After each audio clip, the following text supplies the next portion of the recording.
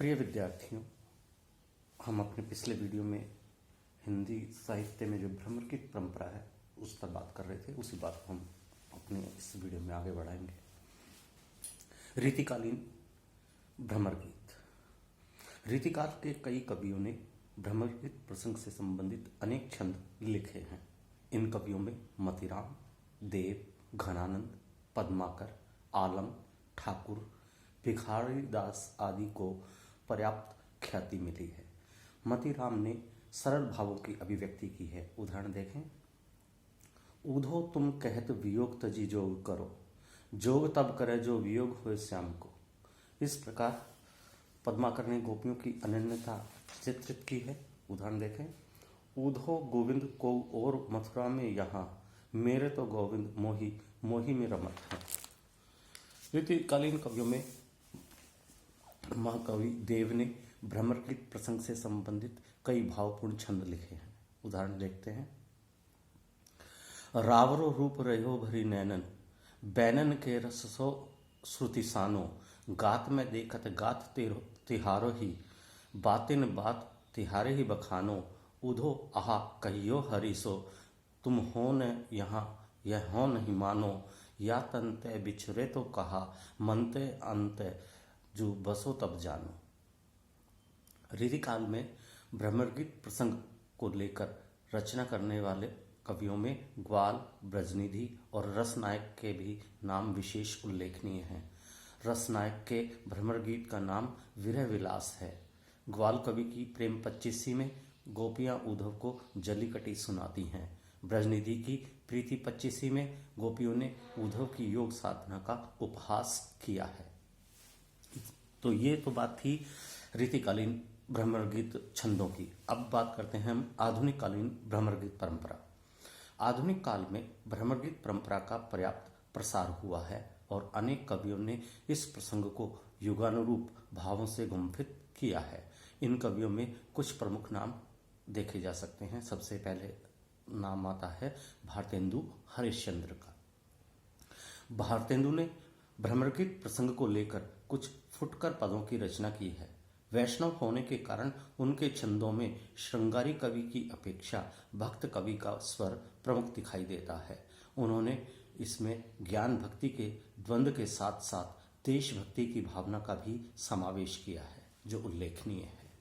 दूसरा नाम आता है आधुनिक काल में अयोध्या सिंह उपाध्याय अरिऔध। इन्होंने प्रिय प्रवास में भ्रमर गीत प्रसंग को नया स्वरूप दिया है। उन्होंने कृष्ण को एक देश सेवक, राष्ट्र हितैषी महापुरुष के रूप में चित्रित किया है तथा गोपियों को भी समाज सेवा में निरत आदर्श नारियों के रूप में दिखाया है और अंत में उन्हें विश्व प्रेम में निमग्न बताकर उद्धव के ज्ञान योग को स्वीकार करते हुए चित्रित किया है। उदाहरण देखते हैं। मैं ऐसी हूँ न निज दुख से, कष्टिता शोक मरना। हा जैसी हूँ व्यथित ब्रज के वासियों के दुखों से। मेरे जी में हृदय विजयी विश्व का प्रेम जागा। मैंने देखा परम प्रभु को स्वीय प्राणेश ही में। अगला नाम आता है मैथिली शरण गुप्त। गुप्त जी ने द्वापर में इस प्रसंग से संबंधित कुछ छंद लिखे हैं। उन्होंने उद्धव को ज्ञान गर्भ से अहंकारपूर्ण न बताकर कुछ सहृदय, कोमल और संवेदनशील चित्रित किया है। द्वापर में गोपियां एक विहंग के बहाने उद्धव को इस प्रकार उपालंब देती हैं। देखते हैं उदाहरण।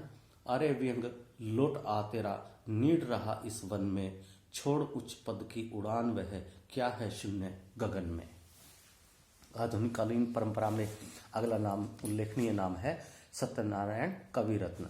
इन्होंने अपने भ्रमर दूत में इस परंपरा को मौलिकता प्रदान करने की चेष्टा की है। कविरत्न की रचना में न उद्धव है, न गोपियां, न ज्ञान योग और न भक्ति का वाद विवाद ही है, न सगुण निर्गुण का खंडन मंडन है। इसमें माता यशोदा भ्रमर को दूत बनाकर श्री कृष्ण के पास भेजती है।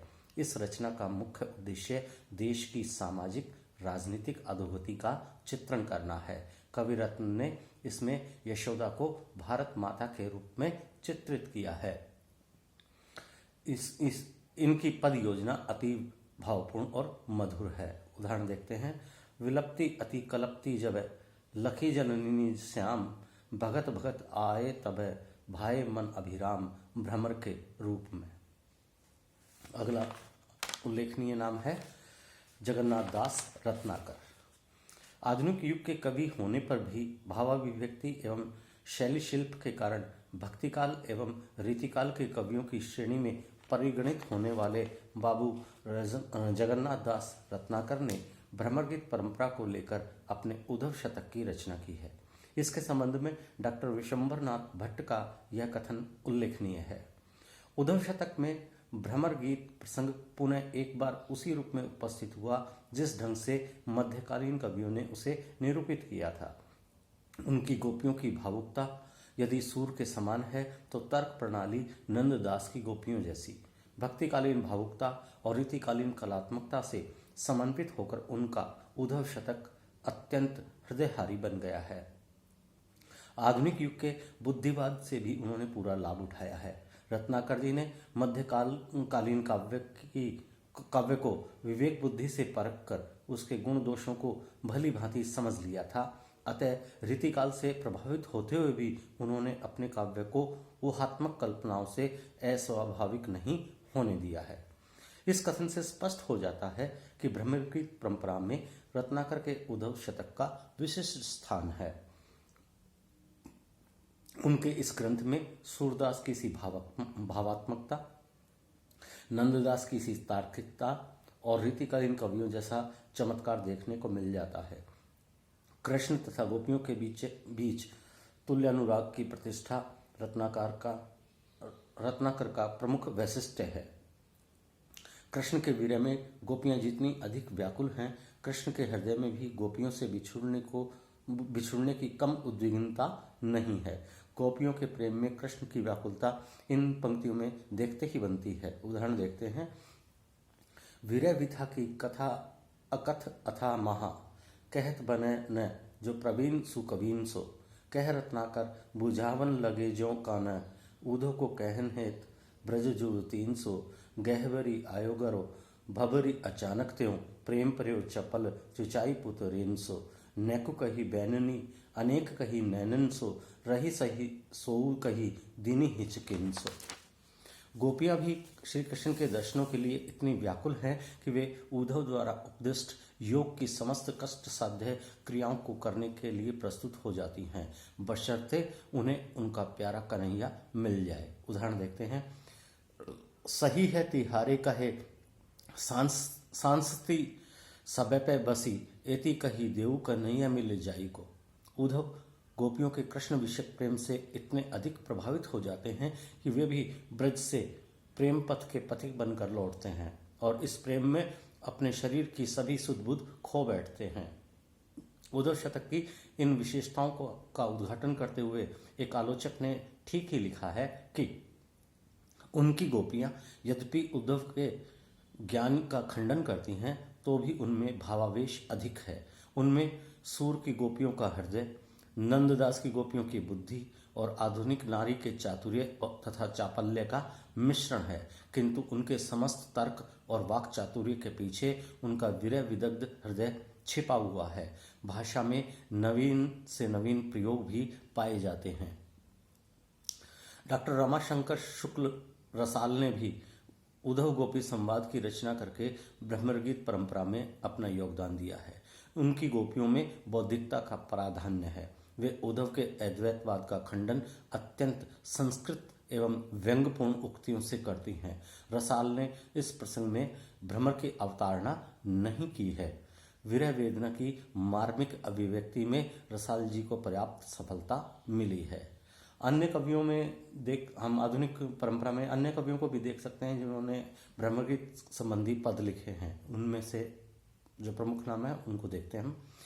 भ्रमर गीत प्रसंग को लेकर द्वारिका प्रसाद मिश्र ने कृष्णायन, लाला हरदेव प्रसाद ने उधोपचीसी, जगन्नाथ सहाय ने कृष्ण सागर तथा अमृतलाल चतुर्वेदी ने श्याम संदेशों नामक काव्यों की रचना की है। इसी प्रकार श्याम सुंदर दीक्षित, गजेंद्रनाथ चतुर्वेदी आदि कवियों ने भी भ्रमर गीत प्रसंग को आधार बनाकर सुंदर भावपूर्ण छंद लिखे हैं। आज भी अनेक कवि इससे संबंधित रचना कर्म में संलग्न हैं। इस सारे प्रकरण से स्पष्ट हो जाता है कि भ्रमर गीत की परंपरा का सूत्रपात श्रीमद् भागवत से हुआ। भागवतकार का उद्देश्य कुछ और था, परंतु सूरदास ने भागवत के कथानक को अपनाकर उसे अपनी रुचि के अनुसार परिवर्तित किया तथा उसके द्वारा निर्गुण पर सगुण और ज्ञान योग पर प्रेमा भक्ति की विजय का निरूपण किया। सूरदास द्वारा ही भ्रमर गीत का सर्वप्रथम भावपूर्ण चित्रण हुआ। उनका अनुसरण करते हुए अष्टछाप के अन्य कवियों ने भी भ्रमर गीतों की रचना की। रीतिकाल और आधुनिक काल में भी इस प्रसंग को लेकर कवियों ने अनेक अपने अपने भाव अभिव्यक्त किए हैं। भ्रमर गीत परंपरा में सूरदास ने भावुकता को प्राथमिकता दी है तो नंददास ने तार्किकता को। रत्नाकर ने उद्धव शतक में दोनों का समन्वय उपस्थित किया है। अरिऔध ने प्रिय प्रवास में इसे सामयिक भावबोध से मंडित करने का प्रयास किया है। इस प्रकार हिंदी साहित्य में भ्रमर गीत प्रसंग अति प्रसिद्ध रहा है और इस परंपरा में सूरदास का स्थान सर्वोच्च माना जाता है। तो विद्यार्थियों, आज इस वीडियो में हम बस अपनी बात को यहीं ख़त्म करते हैं। धन्यवाद।